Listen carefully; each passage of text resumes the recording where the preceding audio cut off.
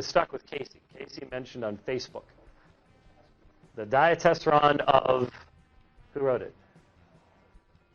Tatian. That's exactly right. Very good. Tatian's diatessaron was the work that was produced early on in the church, where basically Tatian takes the four Gospels and puts them all together.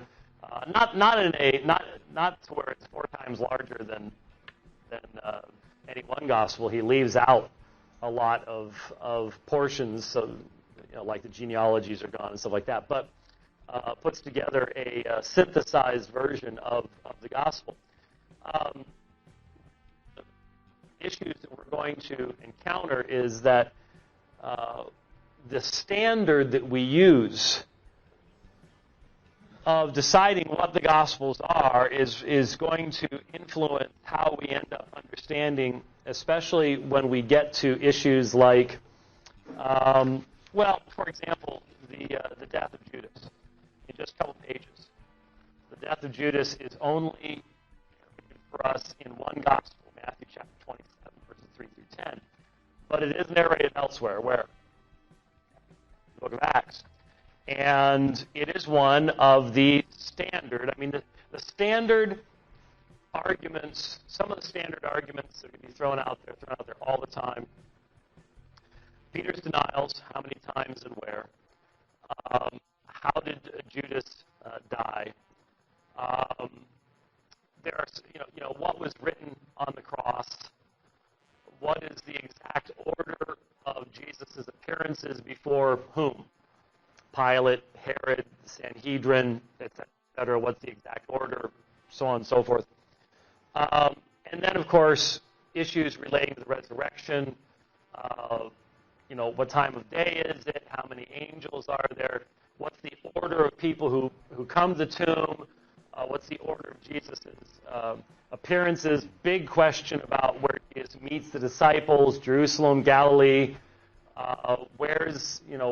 Paul mentions Jesus meeting with 500 witnesses at one time. Is that not recorded in the Gospels? Is that recorded in the Gospels? If so, where? All sorts of questions like these. And in all of these, one of the issues is going to be what is the purpose and intention of this particular author in narrating this particular item. And if we do not adopt the guilty until proven innocent standard, if we adopt the innocent until proven guilty standard, and recognize that we're only being given a certain amount of information. You could literally read everything about the arrest, the betrayal, arrest, trial, crucifixion, resurrection of Jesus. I think all of us could have, if we had started it at 9:45, we all would have been done before Sunday school is over, and some of us a lot faster than others. There's just not that much material there. And so to ask for exhaustive detail is to ignore what the authors themselves are clearly doing, and that is they are attempting to communicate to us the primary elements without getting bogged down in the kind of detail that would make these documents impossible to reproduce, to carry around, to use to proclaim the gospel. And so they are brief summaries. And because they are brief summaries coming from different perspectives, there are some times when we simply go, there's no way to answer certain questions that would require more information than we've actually been given. So as a result, sometimes Christians down through the years have created some interesting attempts at harmonization, assuming that we have sufficient information to answer all the questions, rather than recognize that some of the questions just simply can't be answered. And so we will make note of some of them as we are going along.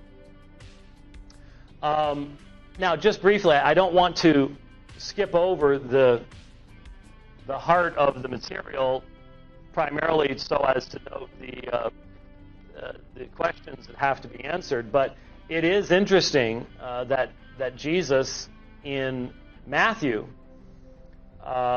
makes this statement, do you think that I cannot appeal to my Father, and he will at once send me more than 12 legions of angels? This is addressed to Peter.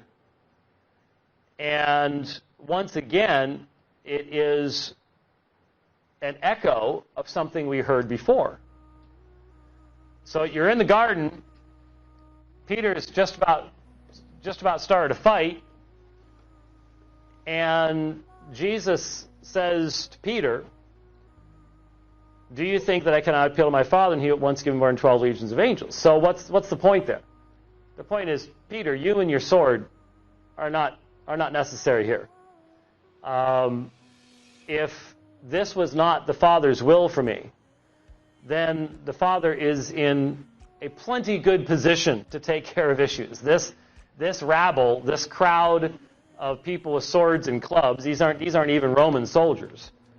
These aren't even trained soldiers, as can be clearly seen by the fact that Malchus couldn't get out of the way fast enough of a Galilean fisherman with a sword who had probably never swung at anybody before.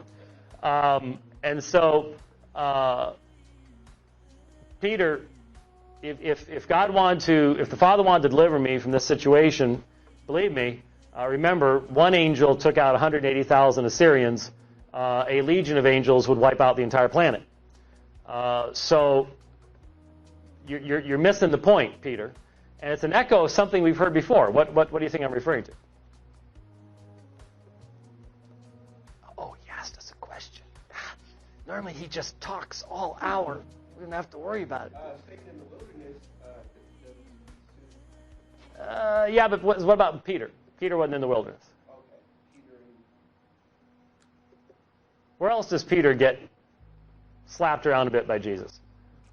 Oh, when he's saying we should stay here and set up 3 altars. No, Jesus didn't slap him around for that. Yeah. Luke did. Luke said he didn't know what he was saying, but that was obviously an inter-apostolic joke. Peter's talking again. Yeah, he'll be done soon enough. Okay. Right after the Peter on this rock passage. There you go. Matthew chapter 16. What does Jesus start doing? He says, I must go to Jerusalem, and I must be betrayed in the hands of men, and be crucified, and rise again the 3rd day. And what does Peter say? May it never be, Lord. And what does Jesus say? Get behind me, Satan, for you're minding the things of men, not the things of God. And so here you have the same kind of language being used.